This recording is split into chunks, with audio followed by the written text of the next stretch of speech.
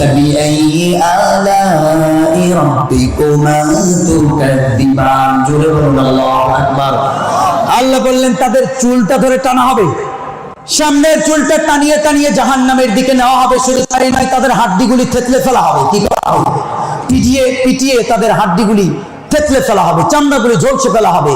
রাব্বুল আলামিন বলেন কুল্লামা নাদিজাত জুলুদুহুম বাদদালনাহুম জুলুদান গায়রাহা লিয়াযুকুল আযাব।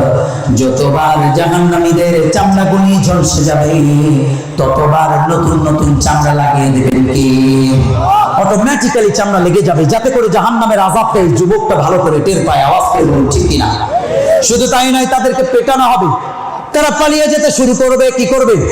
পালিয়ে যেতে শুরু করবে। রাব্বুল আলামিন বলেন খুদুহু ফাগুল্লুহু তুম্মাল জাহিমা সাল্লু তুম্মা ফি সিলসিলাতিন যারউহা ৭০ যিরাআন ফাসলুকু। আল্লাহ বলবেন ধর, শিকলবন্দি কর। ওই দেখা যায় জাহান্নাম করছে যে গড়গড়, ঠিক কিনা? আল্লাহ বলবেন ধর। ধর বলা মাত্র ডানে বামে ছুটতে শুরু করবে, পাগলের মতো যেতে শুরু করবে। কিন্তু সেদিন জাহান্নামের ফেরেশতারা তাদেরকে দেখেই চিনে ফেলবে। আওয়াজ করে বলুন ঠিক কিনা? তাহলে বলেন, সন্তানকে বলার দরকার আছে না নাই যে বাবা কখনো কোনো জাররা পরিমাণ পাপ করা যাবে? আল্লাহ বলছেন এই কিঞ্চিত পরিমাণ, ওই জাররা পরিমাণ পাপ করলে তোমার জন্য পানিশমেন্ট আছে। রাব্বুল আলামিন বলেন فمن يعمل مثقال ذرة خيرا يره ومن يعمل مثقال ذرة شرا يره। জোরে বলুন আল্লাহু আকবার। আল্লাহ বললেন জাররা পরিমাণ, অনুপরিমাণ, ছোট্ট থেকে ছোট্ট গুনাহ করলে সেদিন পানিশমেন্ট আছে না নেই? আর যদি ভালো কাজ করেন তার জন্য রিওয়ার্ড দিবেন কি? সেই সওয়াব আল্লাহ তাআলা দেবে। এই জন্য প্রিয় ভাইরা, সন্তানকে বলতে হবে বাবা কখনো কোনো পাপের সঙ্গে জড়িত হওয়া যাবে। আবার এটাও সাথে সাথে বলতে হবে পাপ হলে অনুতপ্ত হয়ে ক্ষমা চাইবে কার কাছে? আমরা তওবা করি কার কাছে? অনুতপ্ত হয়ে আমরা ক্ষমা চাই আমাদের রবের কাছে। কিন্তু এই ক্ষমা চাওয়াটা তওবাতুন নাসুহা হতে হবে। সকালে আপনি ক্ষমা চাইলেন, বিকেল বেলা আবার পাপ করলেন, বলেন এটা কি তওবাতুন নাসুহা হলো? তার মানে তওবাতুন নাসুহা এটাকে বলে যে একনিষ্ঠতার সাথে একেবারে তওবা যেটা করা হয়। তওবা যখন আপনি করবেন সুন্দরভাবে তওবা করতে হবে। বিষ্ণু বললেন তওবা যদি কেউ করতে পারে তওবার মতো, তাহলে তওবা করার সাথে সাথে তার নিষ্পাপ বানিয়ে দেন কি? আল্লাহ তাআলা নিষ্পাপ বানিয়ে দেয়। প্রিয় ভাইরা, আমাদের পাপ আছে না নেই? আমরা যদি তওবা করতে পারি আমাদেরকে কবুল করে নিয়ে আল্লাহ ক্ষমা করে দিবেন। তবে তওবা করতে হবে 5টি শর্তের সাথে। আওয়াজ করে বলুন কয়টি? সবাই মিলে বলেন, পিছনে যারা আছেন, কয়টি শর্তের সাথে? 1 নম্বর হলো আল-ইকরার, মানে acknowledgement. You have to give the acknowledgement that you are the greatest sinner on earth. আপনাকে স্বীকার যেতে হবে, ঘোষণা দিতে হবে আল্লাহ আমি বড় পাপী, পৃথিবীর সবচাইতে বড় পাপী, আমার চাইতে কোনো বড় পাপী হতে পারে? কেউ হতে পারে না। আপনাকে 1 নম্বর স্বীকার যেতে হবে। 2 নম্বরে হলো আন-নাদাম। 2 নম্বর কি? আন-নাদাম। নাদাম মানে হলো repentance. You have to repentant for what you have done. আপনি যে পাপটা করছিলেন ওই পাপটাকে একেবারে মনের মধ্যে নিয়ে অনুতপ্ত হতে হবে কার কাছে? আপনাকে বলতে হবে আল্লাহ আমি নরপিশাচ, আমি পাপী, আমি নিজের প্রতি জুলুম করেছি, নিজের নফসের প্রতি জুলুম করেছি। বলতে হবে কাকে? ক্ষমা করবে যিনি। আওয়াজ করে বলেন তিনি কে? তাহলে 1 নাম্বার কি করতে হবে বলেন? ভুলে গেলেন? 1 নাম্বার কি করতে হবে? অ্যাকনলেজমেন্ট, আপনাকে স্বীকার যেতে হবে। 2 নম্বরে রিপেন্টেন্স, মানে আপনাকে অনুতপ্ত হতে হবে। 3 নাম্বার স্টপ, কি করতে হবে? থেমে যেতে হবে। মানে যে পাপটা আপনি করছিলেন, আপনি যদি দেখা যায় যে মানুষকে ওজনে কম দেন, ক্ষমা চাইলেন বিকালবেলা, চাওয়ার পর রাত্রে আবার কম দেন, হবে? তার মানে স্টপ, আপনি থামিয়ে দেন। 4র্থ number to hate for what you have done. যে পাপটা আপনি করছিলেন ওই পাপটাকে মন থেকে ঘৃণা করবেন কার খুশির জন্য? এরপরে 5 নাম্বার সর্বশেষ তওবার যে শর্ত 5টি, তার মধ্যে 5 number to determine that you never repeat the sin again in your life till Allahu Akbar। তার মানে যেই পাপটা আপনি করছিলেন আল্লাহকে বলেন আল্লাহ অন্য পাপ যা হয়েছে কিন্তু এই পাপ আর জীবনে কখনো হবে? কখনোই হবে না। তার মানে কয়টি শর্তের সাথে তওবা করতে হবে? কথা বলে 1 নাম্বার হলো acknowledgement, 2 number repentance, 3 number stop, থেমে যান, 4র্থ নাম্বার টু হেট, আপনি ঘৃণা করেন মন থেকে কার খুশির জন্য? 5 নাম্বার আপনি বলেন আল্লাহ এই পাপটা আর জীবনে কখনো করব কখনোই করব না। আল্লাহ বলছে যে এই বান্দায় 5টি শর্তকে সামনে নিয়ে আমার দিকে আসবে, আমি আল্লাহ তওবা করতে দেই, মুহূর্তের মধ্যে এই বান্দাকে ক্ষমা করে দেই। বলেন আল্লাহু আকবার। রাব্বুল আলামিন বলেন ইয়া আইয়ুহাল্লাযীনা আমানু তুবু ইলাল্লাহি তাওবাতান নাসুহা। আল্লাহ বললেন ও মুমিনরা শোনো, অন্যায় করেছো, জুলুম করেছো, মিথ্যা বলেছো, নামাজ পড়োনি, যাই নামাজটা বিছিয়ে দাও আর 2 রাকাত নামাজ পড়ে কাঁদতে থাকো। তোমার চোখের পানি চোখ বেয়ে নাকের ডগাবে, জমিনে পড়ার আগে যিনি ক্ষমা করে দেবে নামাজ পড়ে বলুন তিনি কে? তাহলে আমাদের সন্তানদেরকে যেমন আমরা বলবো পাপ থেকে দূরে থাকতে, তেমন তাদেরকে অনুতপ্ত হয়ে ক্ষমা চাওয়ার কথা বলার দরকার আছে না নেই? তাহলে 3 নাম্বার বলেন আপনারা যে সন্তানকে লোকমান হাকিম যে উপদেশ দিয়েছে, বাবা কখনো কোনো পাপ কাজ সরিষার দানা পরিমাণ করা যাবে। এরপরে 4th নাম্বার লোকমান তার ছেলেকে বলেছে ইয়া বুনাইয়া আকিমিস সালাতা ওয়া'মুর বিল মা'রুফি ওয়ানহা আনিল মুনকার। হে আমার সন্তান, কখন তুমি যেখানে থাকো না কেন 5 ওয়াক্ত নামাজ ছেড়ে দেওয়া যাবে? নামাজ ছাড়া যাবে? এখন দেখবেন আমাদের সমাজে নামাজি মুসল্লি খুব কম, নামাজ পড়ে না, রোজা রাখে না, কিন্তু বিশ্বনবী বলছেন সালাত ইজ দ্য মোস্ট ইম্পর্টেন্ট ইবাদত অফ আল্লাহ তাআলা। আল্লাহ তাআলার কাছে গ্র্যান্টেড, গ্রহণযোগ্য এবং গুরুত্বপূর্ণ ইবাদত হচ্ছে নামাজ। আওয়াজ করে বলুন, গুরুত্বপূর্ণ ইবাদত কি? নামাজ। যার নামাজ নাই, লা দীনা লিমাল্লাহ সালাত লাহু, নামাজ নাই তো কিচ্ছু নাই। আপনার সন্তানকে বলতে হবে, বিশ্বনবী বলছেন মুরু আওলাদাকুম বিসসালাতি 7 সিনিন, যখন আমার সন্তানের 7 বছর বয়স হয় তখন তার মসজিদে নিয়ে যাও। ওয়াদরিবুহুম আলাইহা 10 সিনিন, যখন 10 বছর হয়ে যায় তাকে তোমরা প্রহার করো, তার মানে তাকে পানিশমেন্ট করো, তাকে বুঝিয়ে মসজিদে নিয়ে যাও, নিয়ে যেতে হবে মসজিদে। এখন দেখা যায় সন্তান তো দূরের কথা, বাবাই নামাজ পড়ে না। অনেক সময় বাবাদেরকে যদি বলি যে আপনি আপনার সন্তানকে ফজরে কেন নিয়ে আসেন নাই, বলে আমার ছেলে শীতের মৌসুমে কষ্ট পাবে। বলে কি বলে না? ও মিয়া, আপনার ছেলে যদি শীতের মৌসুমে কষ্ট পায়, কিয়ামতের ময়দানে যখন টেনে হিসড়ে জাহান্নামের আগুনে আপনার সন্তানকে নিবে, তখন কি আপনি সহ্য করতে পারবেন? তখন পারবেন না। তাহলে সন্তানদেরকে ফজরে ডাক দেওয়ার দরকার আছে না? সন্তানকে ডাকতে হবে। অনেক মুরব্বী বসে আছে, বয়স হয়েছে 40, 70, কিন্তু নামাজের কোনো খবর নাই। আবার দেখা যায় চলে যায় এমন নেতার পিছনে যেই নেতা নামাজ পড়ে না। এমন মানুষ আমাদের সোসাইটিতে আছে না? আল্লাহ বলছেন ইয়াউমা নাদউ কুল্লা উনাসিন বিইমামিহিম, কিয়ামতের ময়দানে আমি একা কাউকে ডাকবো না, নেতাকে নিয়ে ডাকবো। আওয়াজ করে বলুন, কাকে ডাকা হবে? নেতাকে ডাকা হবে। নেতা যদি দেখা যায় নেতা হলো গরু চোর, বলেন কর্মীদের সবাইকে বলবে জান্নাতে যা, বলবেন না? নেতার চোখটা দেখবে লাল হয়ে আছে, নেতা সাহেব আসবে, তাকে জিজ্ঞাসা করবে যে এই কর্মীগুলি কার, বলবে আমার। কর্মীদেরকে জিজ্ঞাসা করবে ওই এলাকায় হামলা করেছিলিস কেন, বলবে এই নেতা বলেছে। ওই বাড়িতে হামলা করেছিলিস কেন, বলবে এই নেতা বলেছে। ওই মানুষটার জমিনটারে দখল করেছিলিস কেন, বলবে এই নেতা বলেছে। যখন নেতাদের কথা বলবে, নেতারা এবার যা বলবে কোরআনে আছে না? নেতারা বলবে ফালা তালুমুনি ওয়া লুমু আনফুসাকুম, আরে কেন আমাদেরকে দোষারোপ করছো, কেন আমাদের উপরে অপবাদ দাও? আমরা তো তোমাদেরকে কোরআন দিয়ে ডাকি নাই, ইসলাম দিয়ে ডাকি নাই, কোন নবীদের উপমা দিয়ে ডাকি নাই, কোন সাহাবীদের কথা দিয়ে ডাকি নাই, কোন মুমিনদের কথা দিয়ে ডাকি নাই, কেন আমাদেরকে দোষারোপ করো? এবার নেতারা যখন এমন কথা বলবে সবাই চুপ। নেতারা এবার বলতে শুরু করবে দাও তো কম ফাস্তে যাবে তুমি, দেখেছিলাম শুধু আমরা এমনিতেই, তোমরা ঝাঁকে ঝাঁকে এসেছিলে, ভালো মন্দ বোঝো নাই, আমাদের পিছনে এসেছো, এখন কেন দোষারোপ করো? কর্মীরা এবার দেখবে জাহান্নামে তো আমাদেরকে যেতেই হবে, কারণ নেতারা তো আমাদের বিরুদ্ধে। এবার কর্মীরা পড়তে শুরু করবে, সবাই পড়েন রব্বানা আরিনাল্লাযীনি আযাল্লানা মিনাল জিন্নি ওয়াল ইনসি নাজআলহুমা তাহতা আকদামিনা লিয়াকুনা মিনাল আসফালিন। কর্মীরা বলবে আল্লাহ, যেই নেতাগুলো আমাদেরকে ইসলামের বিরুদ্ধে চালিয়েছে, যেই নেতাগুলো আমাদেরকে নামাজ থেকে দূরে রেখেছে, তাদের সঙ্গে আমাদের সাক্ষাৎ করিয়ে দেন। জাহান্নামে যদি যেতেই হয় তাহলে তাদেরকে একসাথে নিয়ে জাহান্নামে যাব বলবে কর্মীরা। কারা বলবে? তাহলে বলেন, যেই নেতা নামাজি ওই নেতার পেছনে থাকার দরকার আছে না?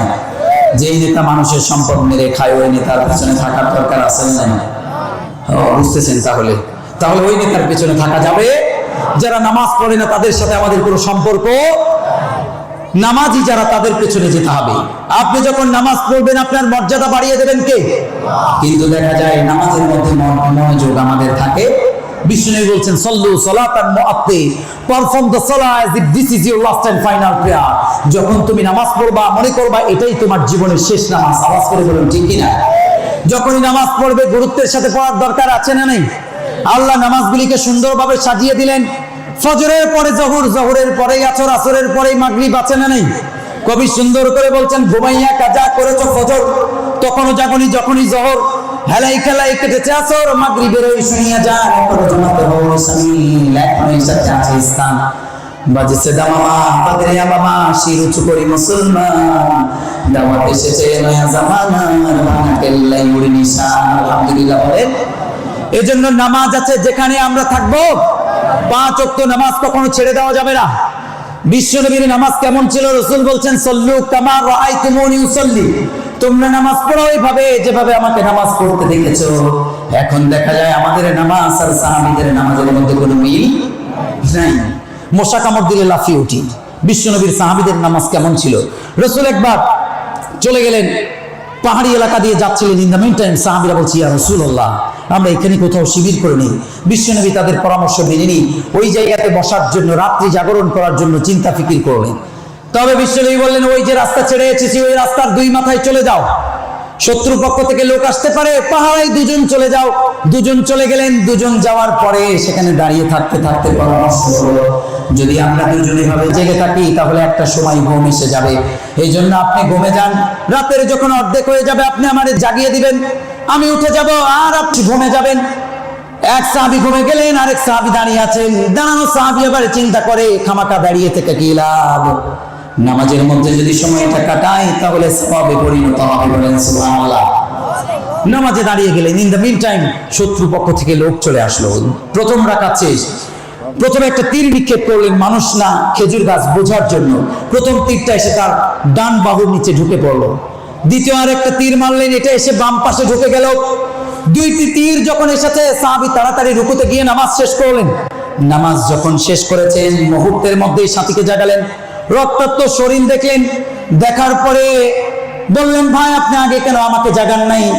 ওই নামাজরত সাহাবী বলতে শুরু করেছে আল্লাহর কসম করে বলি নামাজের মধ্যে আমি এত মজা পাচ্ছিলাম, রক্ত নয়, যদি কলিজাটা বের হয়ে যেত তারপরে আমি 1 সেকেন্ডের জন্য নামাজ ছাড়তাম না। বলেন আল্লাহু আকবার।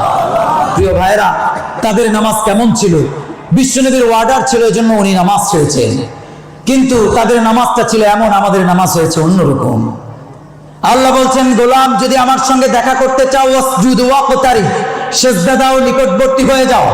আবার বিশ্বনবী বলছেন আকরাবু মা ইয়াকুনুল আবদু মির রাব্বিহি ওয়া হুয়া সাজিদ, বান্দা যখন সিজদা দেয় সে তখন মনে করে না যেন যে মসজিদের টাইমসে তার সিজদা পড়ছে, সে যেন মনে করে না তার জায়নামাজের মধ্যে সিজদা পড়ছে, সে যেন মনে করে না মসজিদের কার্পেটের উপরে সিজদা পড়ছে, বরং তার সিজদাটা আল্লাহর কুদরতি পায়ের উপরে পড়ে যায়। বলেন আল্লাহু আকবার।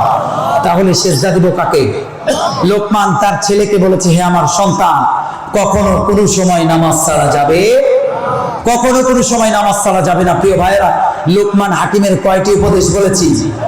10টি উপদেশের কথা আমি আপনাদেরকে বলেছি কত নাম্বার? সংক্ষেপে আমি আর কয়েকটি সেরে দিই, দেওয়ার পরে আপনাদের সঙ্গে মত বিনিময় করে বিদায় নিব ইনশাআল্লাহ। এরপরে 5 নাম্বার, লোকমান তার ছেলেকে বলেছে আমার সন্তান ওয়া'মুর বিল মারুফ, সৎ কাজ করবা। সব সময়ের জন্য সৎ কাজ করার দরকার আছে না? সৎ পথে চলতে হবে, হালাল খেতে হবে, হারাম খাওয়া যাবে।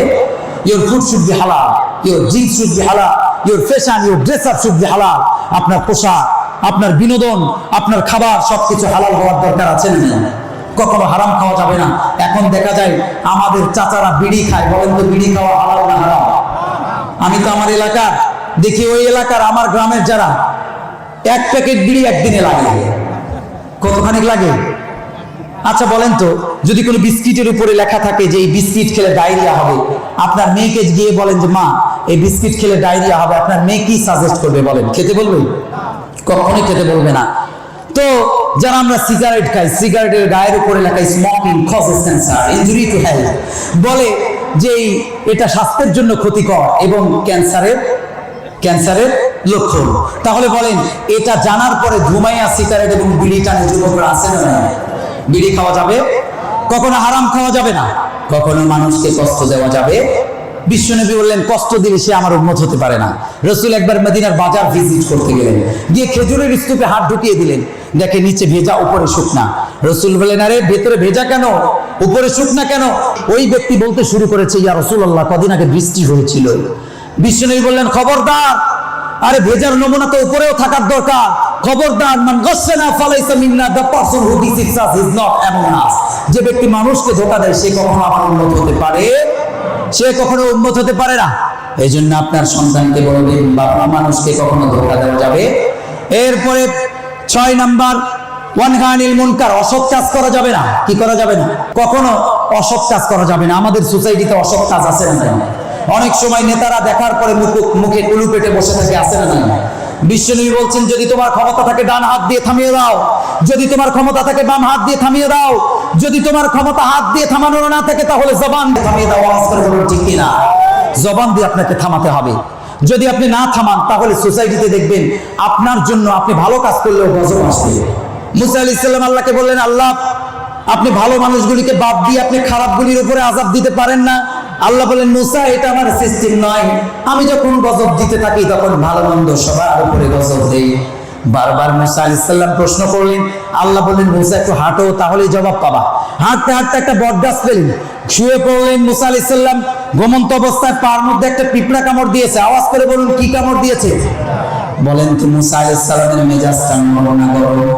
মুসা আলাইহিস সালাম এত গরম ছিল, উনি যদি রেগে যেতেন পাগড়িটা ভেদ করে চুলগুলি দাঁড়িয়ে যেত। চিল্লায় বলেন আল্লাহু আকবার। সাইয়েদনা মুসা দেখতে পেয়ে সঙ্গে সঙ্গে পিঁপড়াটারে দেখলেন, জুতা পরে পিঁপড়ার বাসায় তারে ভেঙে মেচাকার করে দিলেন। আল্লাহ বললেন, মুসা, পিঁপড়া কামড় দিয়েছিল কয়টা? মুসা আলাইহিস সালাম বলে, একটা। মারলা কয়টারে? বলে হাজার হাজার। কি বলে? হিসাব নাই। মানে পিঁপড়ার বাসা ভেঙে মেচাকার করে দিয়েছে। আল্লাহ বললেন, মারলা কয়টারে? কয় হিসাব নাই।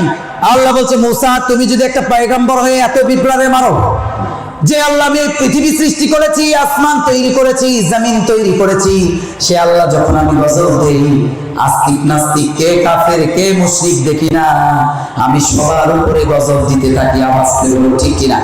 সবার উপরে আমি গজব দেই। প্রিয় ভাইয়েরা, এই জন্য যখন আমরা আমাদের সমাজের মধ্যে পাপাচার বেড়ে যাবে তখন গজব দিয়ে দিবে কে? এই জন্য যেই নেতারা আছে, ওই নেতারা যদি মুখে কুলু পেটে বসে থাকে, বিশ্বনবী বললেন, সে মুমিন নয়, সে হচ্ছে বোবা শয়তান। চিল্লায় বলুন ঠিক কিনা?